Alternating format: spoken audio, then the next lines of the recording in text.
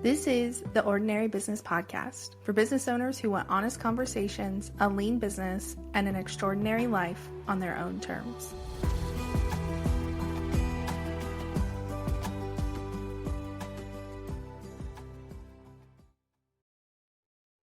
Payton, what are you listening to while you work?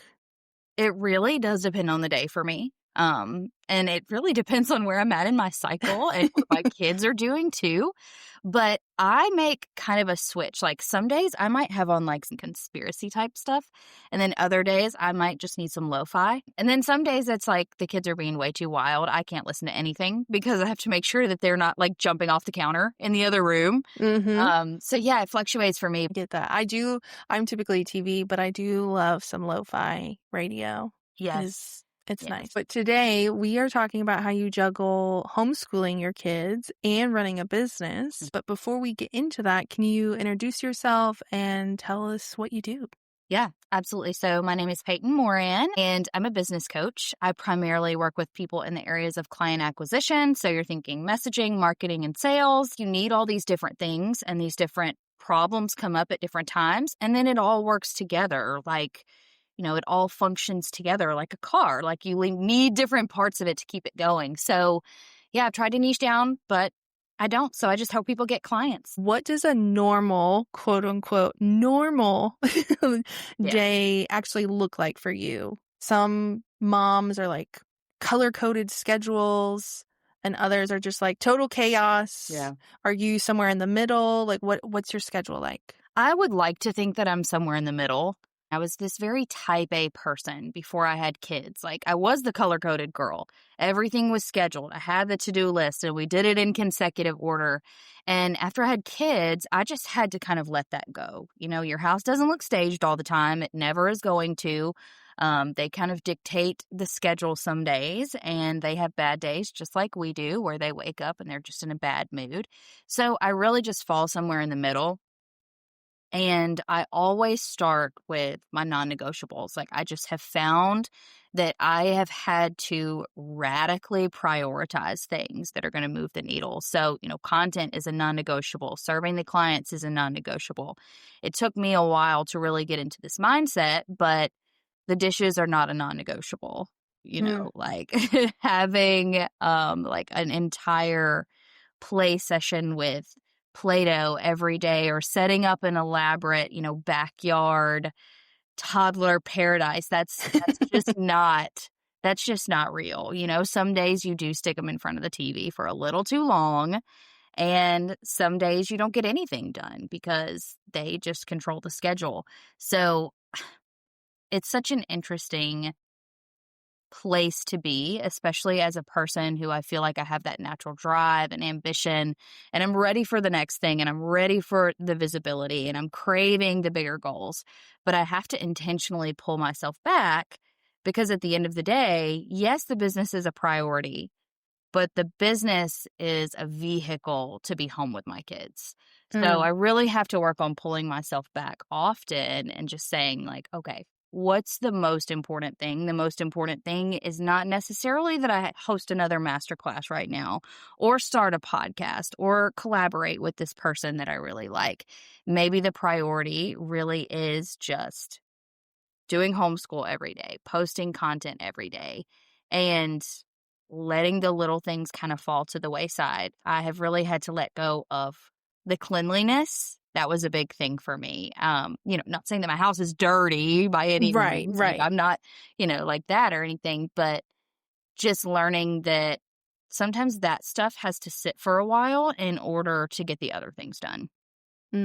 So do you find like typically you start your day with work and doing some client stuff and then get into homeschool like in the afternoon, or does that vary? Yeah, I do. And I will say it's kind of, we started a few months ago, so it's kind of an interesting time where we're really still learning about how she's going to function best, how we're going to be able to get it done. And my oldest, she's 5. She's like me. She really loves her slow mornings. She likes to wake up and kind of chill and take things as they come. So we found that it really works well to do school in the afternoon. And I think that was a mindset shift too. You always have these mindset things that come up that you really just don't expect or think would happen, but we're conditioned to get up, get ready, go to school, do 8 Mm. hours, sit in front of a teacher for 8 hours. So we really had to let some of that go and say 2 hours a day is going to be enough.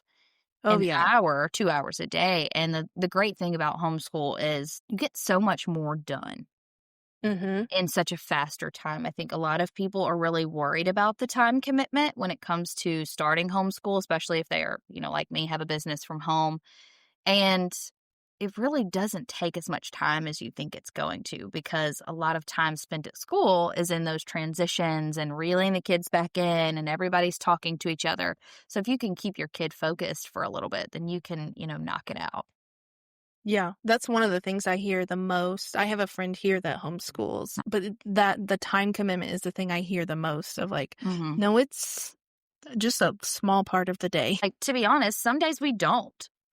Mm, If everybody's just in a foul mood, or we had to go to a doctor's appointment or something of that nature where it's already been kind of a chaotic day getting everybody out of the house, and we just want to hang out and ride bikes for a little bit, then we do that instead. And that's the beauty of it, is you kind of have to use your own judgment and just be honest with yourself about, are you going to be held accountable for your kid actually learning?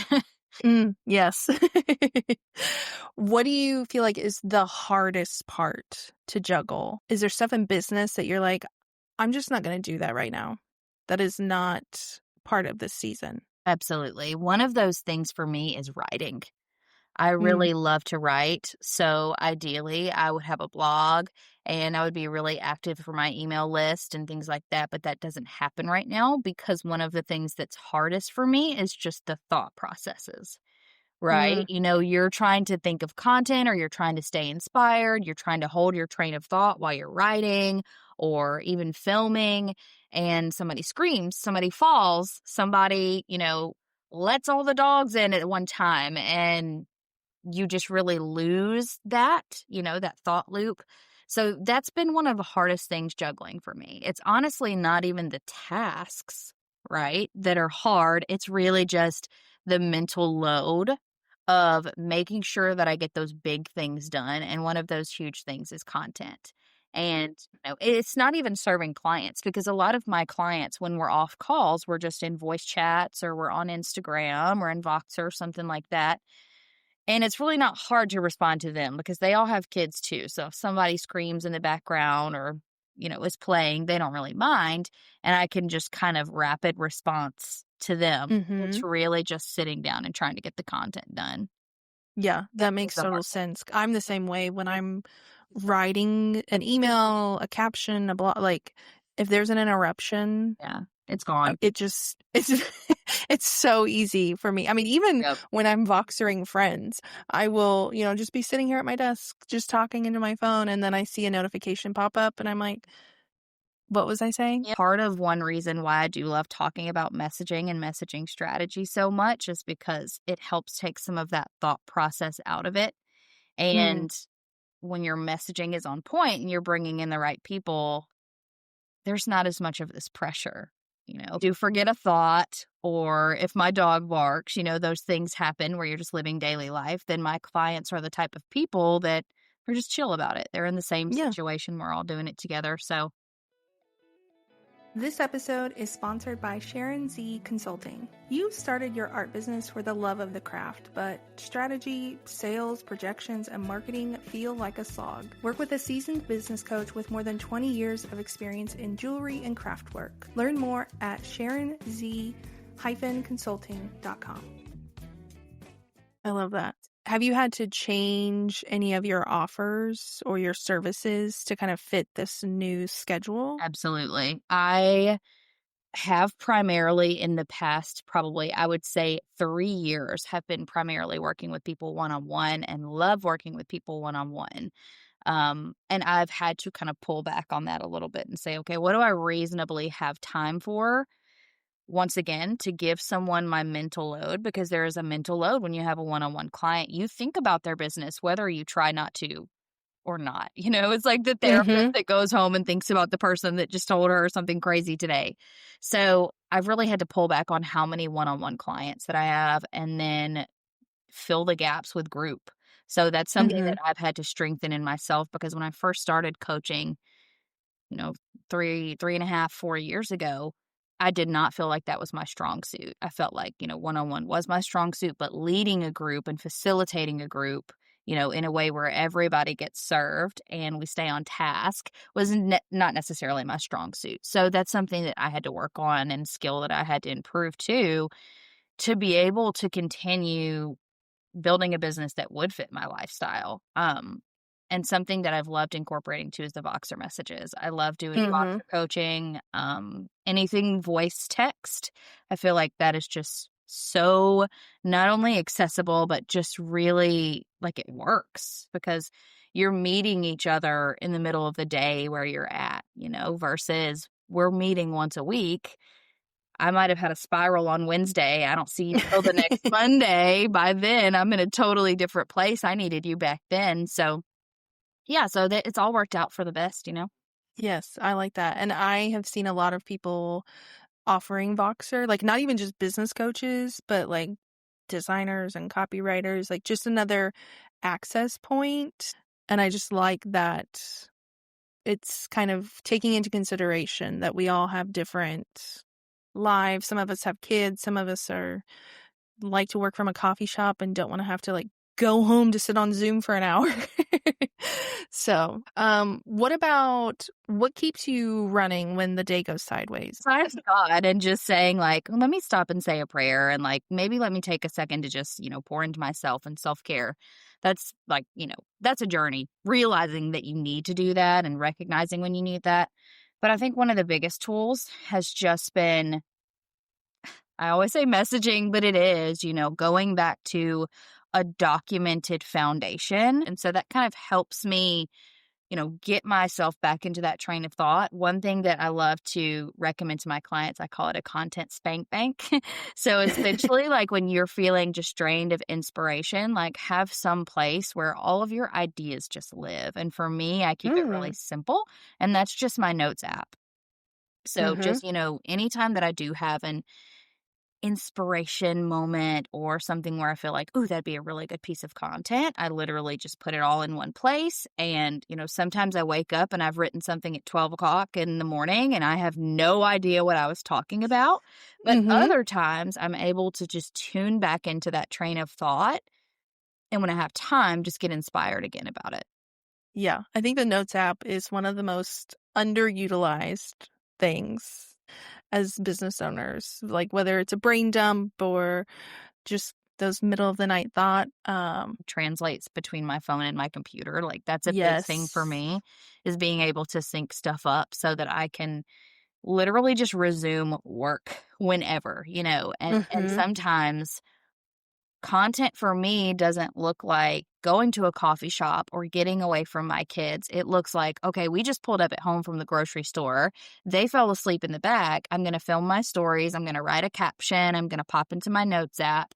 So it's really like you have to have those things ready and accessible if you're going to be in that situation because you never know when you have to just cram some work in at a Mhm. random moment. Like, I have started if we go to a restaurant, I look like a total weirdo, but I bring my computer into the restaurant because I know that they're gonna just color the menus for a few minutes, and I'm gonna have a few minutes to, like, have a quiet moment and Mm. and write. So, I think it's just giving yourself grace to do things outside of the normal because we're Mhm. told so much, we're just constantly bombarded with do it this way, do it that way.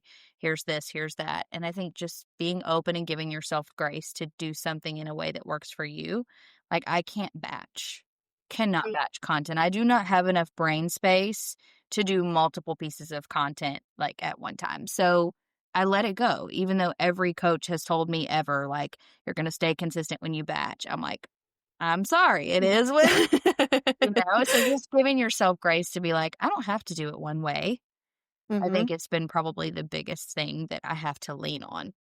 Yeah, yeah, and I mean, like, I really think doing what works for you Mhm. because as you were talking about, like, taking your laptop into the restaurant, I can already hear people online being like, "No, you shouldn't do that. Like, you Maybe have should."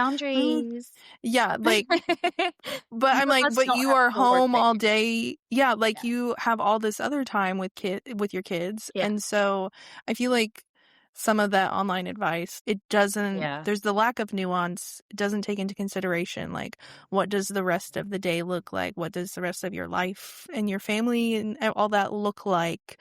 And how does this advice kind of fit in or not fit in to your For sure. situation? For sure. My clients know that I'm always screaming, like, context and nuance, like, all the time. Yes. What's the context of your life? Like, just because I say something through a piece of content doesn't necessarily mean that it's for you in your context. So, I Mhm. love that you said that. Okay, last question. If your kids suddenly went to school full time tomorrow, do you think you would work more hours or would you kind of stay at your current pace? Honestly, I think it would drive me crazy. I think I would have a really hard time adjusting because there has been a few times where, I have 3 or 4 hours just completely to myself, and I end up thinking about what I'm gonna do more than actually doing it. Mm, I end up kind of just, like, spinning because at that point, you have so much time. It's like, do I pursue everything now? Like, this means if I have this time, now I have the pressure to, like, put all of those no's back on the yes list. So, I think honestly, I would go crazy if I had that much time. I think I would love within the next year or 2 just to have, like, a day a week, mm, like, a day or 2 with, like, just a couple hours at a time completely just by myself, yeah, instead of, like, a full chunk of time because I feel like if I went to like, I think I would just go in so many different directions. I think my bright, shiny object syndrome would get the better of me because right now, like I said, I do have to radically prioritize, and that means I have to force myself to keep it really simple. yeah, So which is sometimes good. And then yeah, I exactly. I definitely have been in those spots before where it's like, what do I What do do I with all do? this I'm time? just gonna watch TV because I'm so mentally exhausted. Yes, yes. Well, this has been really fun. Thank you for sharing your insights and kind of a peek into the life of juggling homeschool and business. Where can we connect with you online to learn more about your business? Thank you. Yeah, I'm pretty much everywhere. I'm most active on Instagram and Threads. Threads is my jam, and it's where I make the Mm-hmm. best connections, I feel like. So, yeah, just find me online. Everything is Payton Moran, very simple. Awesome. I will link that in the show notes for Awesome. y'all. And thank you for Yeah, being here. thank you so much for having me.